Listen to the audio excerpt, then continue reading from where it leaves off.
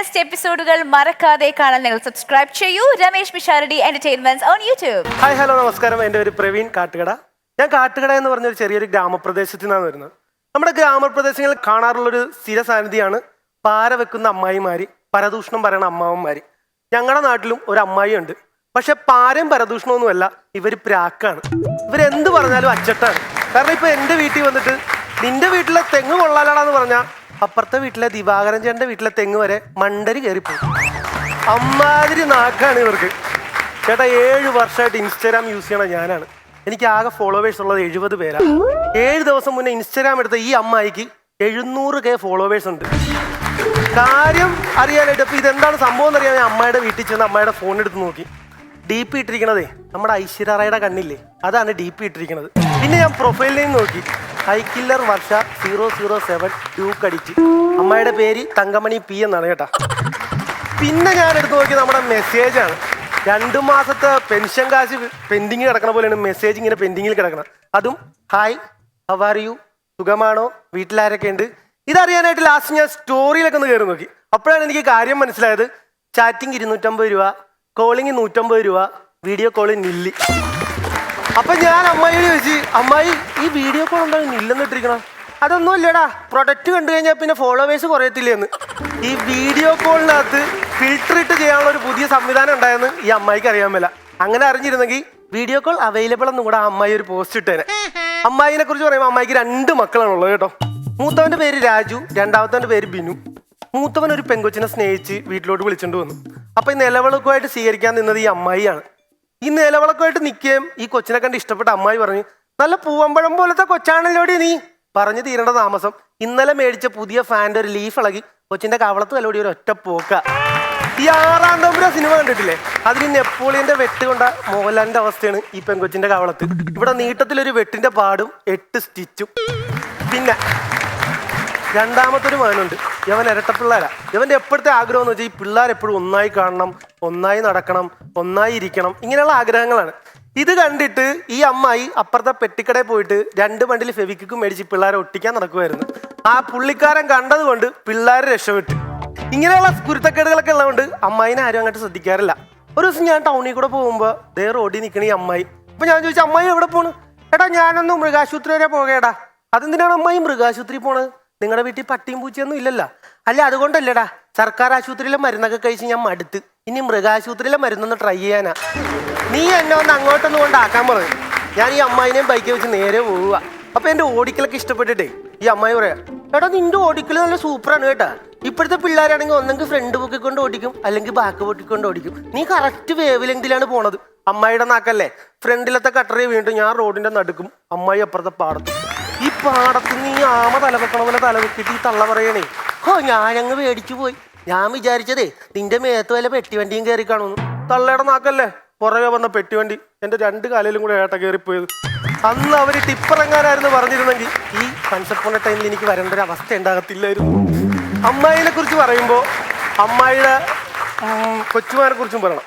ഇവന്റെ പേര് ബൂച്ചിട്ടേന്നാണ്, ഞെട്ടിയില്ലേ? പക്ഷെ ഇവന്റെ പേര് ജിഷ്ണുബാബു TC എന്നാ. പണ്ട് സച്ചിന്റെ ഒരു പരസ്യമുണ്ട്, ബൂസ്റ്റിന്റെ സീക്രട്ട് ഓഫ് മൈ എനർജി. ഇത് ഇവൻ പറഞ്ഞു വന്നപ്പോ ബൂച്ചിട്ട ചീക്കട്ട മാഞ്ചിയം അങ്ങനെ ആയിപ്പോയി. അങ്ങനെയാണ് ഇവനെ ബൂച്ചിട്ട എന്ന് വിളിക്കണം. ഇവനൊരു സൈക്കോട് കേട്ടാ. ഇവന് അലങ്കാര മത്സ്യങ്ങളുടെ ഒരു ബിസിനസ് ഉണ്ട്. അപ്പൊ ഇവന്റെ അടുത്തുനിന്ന് ഈ വാങ്ങിച്ചവര് തന്നെയും പിന്നെയും വന്ന് മീൻ വാങ്ങിച്ചുകൊണ്ട് പോവുക. അപ്പൊ എനിക്ക് ഡൗട്ട് അടിച്ച് ഞാൻ ഇവന്റെ അടുത്ത് ചോദിച്ചു, എടാ നിന്റെ അടുത്ത് എന്താണ് ഈ വാങ്ങിച്ചവര് തന്നെയും പിന്നെയും വന്ന് വാങ്ങിക്കണത്? പ്രവീൺജി ബിസിനസ്സാണ്, നിങ്ങളായതുകൊണ്ട് പറഞ്ഞു തരാം. അത് എന്ത് ബിസിനസ്സാണ് അത് പറ. ഞാൻ ഈ മീൻ കൊടുക്കാൻ നേരത്തെ തലക്കെട്ടൊരു ഞെക്ക് കൊടുത്തിട്ടാണ് കൊടുക്കുന്നത്. ഇപ്പൊ ഇവന്മാർ കൊണ്ട് പുതിയ അക്കോരത്തിടും, 10 സെക്കൻഡ് കഴിയുമ്പോൾ മീൻ ചത്തുപോകും. അപ്പൊ ഇവന്മാരോർക്കും വെള്ളത്തിന്റെ കുഴപ്പമാണെന്ന്. ഇവന്മാർ പിന്നെയും വരും, മീൻ മേടിച്ചിട്ട് പോകുമ്പോൾ ഇവൻ ഞെക്ക് കൊടുത്തു വിടും, 10 സെക്കൻഡ് കഴിയുമ്പോൾ ചത്തുപോകും. ഇത് ബിസിനസ്സാണ്, നിങ്ങൾ ആരോടും പറഞ്ഞു കൊടുക്കരുതെന്ന്. പിന്നെ ഞങ്ങൾ ഈ പാടത്ത് ക്രിക്കറ്റ് കളിക്കാൻ പോയി, നല്ല വൈബാണ്.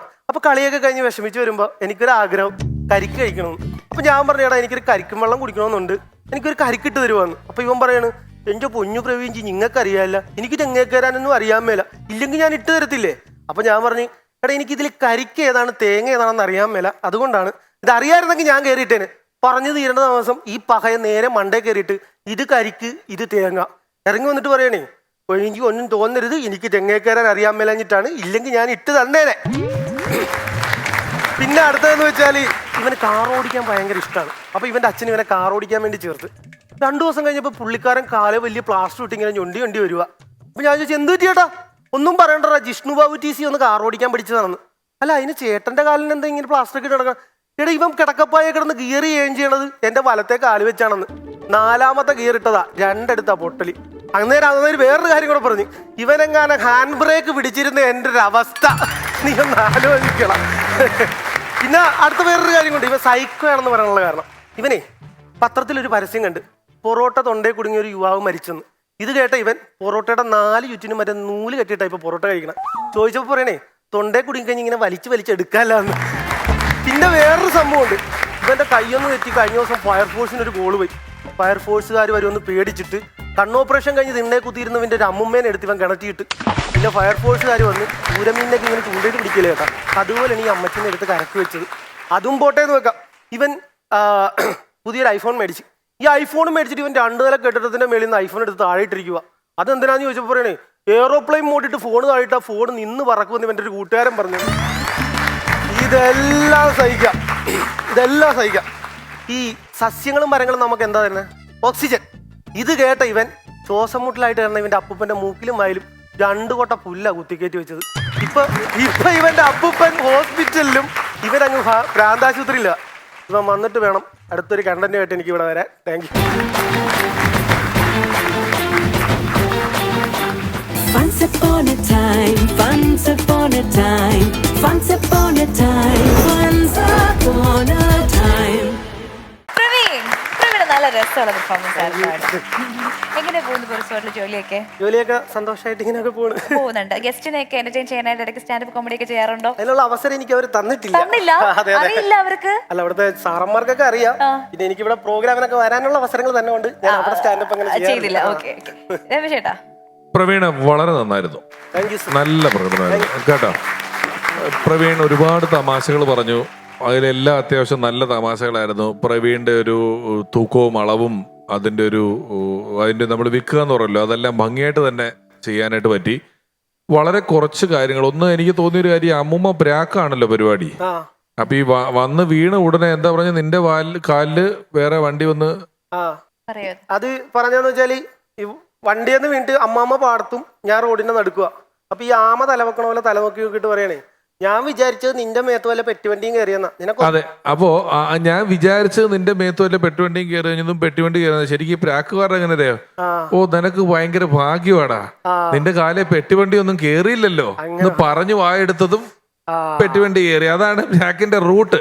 ഞാൻ ഒരു ആവശ്യമില്ലാതെ ഇത് പറഞ്ഞു എന്ന് മാത്രമേ ഉള്ളൂ. അത് പറ്റേ പോലെ പറഞ്ഞാലും ആ വിറ്റ് വർക്കൗട്ട് ആയിരുന്നു.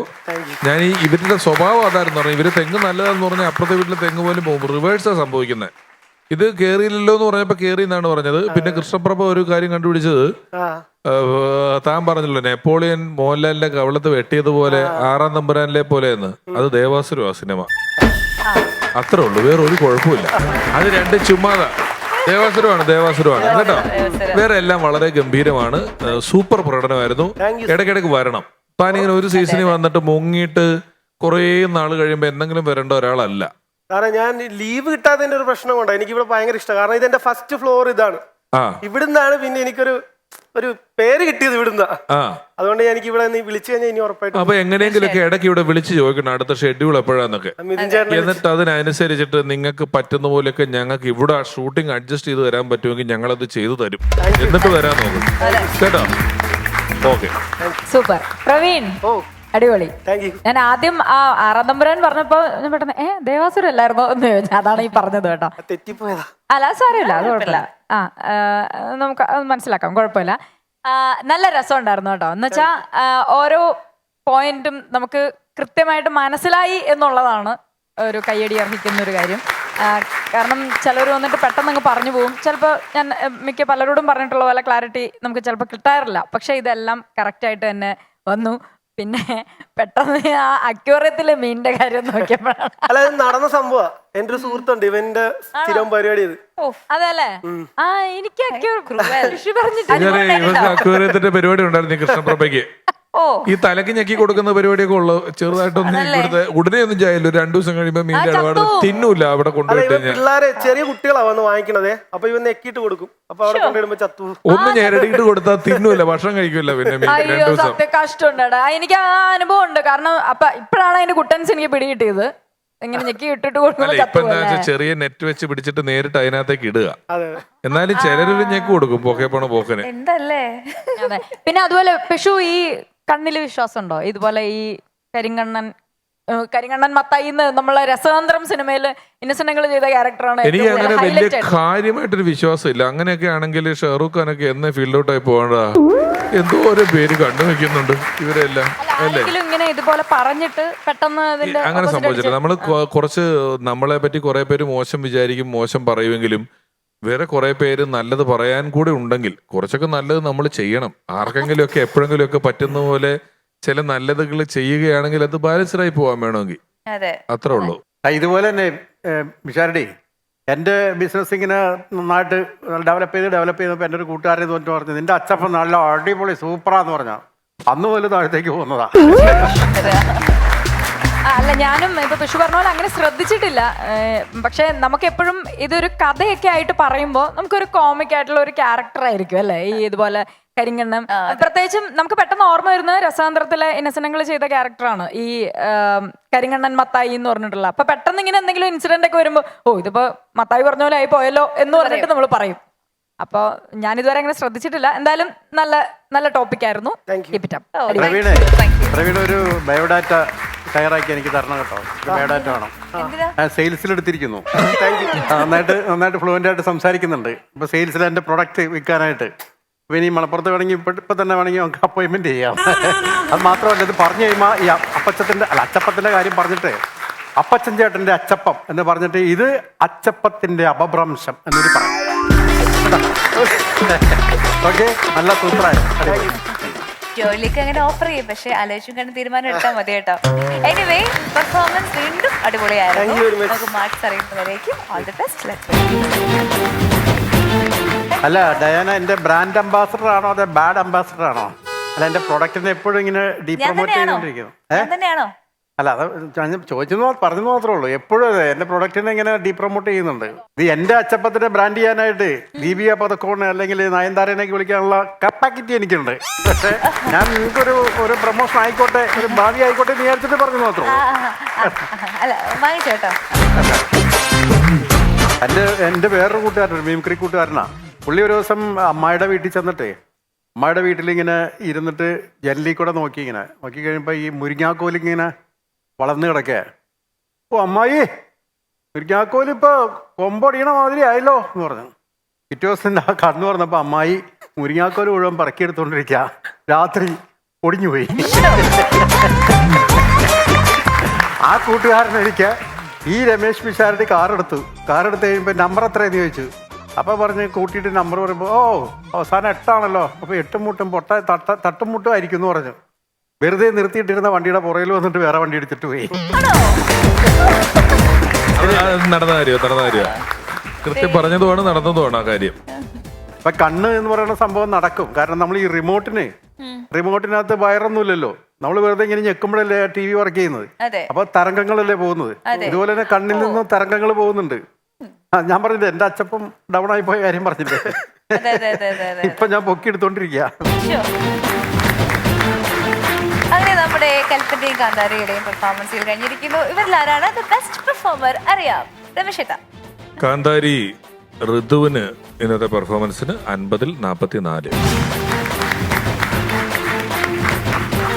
ഋതുവിന് 45.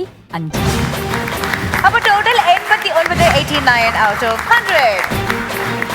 ഇനി പ്രവീണിന്റെ marks. രമേശേട്ടാ. കലിപ്പന് 50-ൽ 47.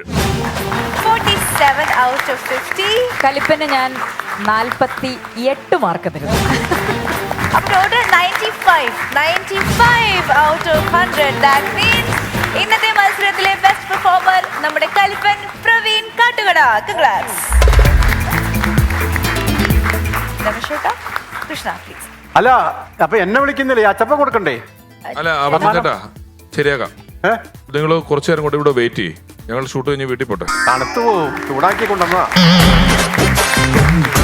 Once upon a time, കലിപ്പനും കാന്താരിയും വിജയികൾക്ക് ലഭിക്കുന്നത് ഹാർവസ്റ്റ് എബ്രോഡ് സ്റ്റഡീസ് നൽകുന്ന സമ്മാനം.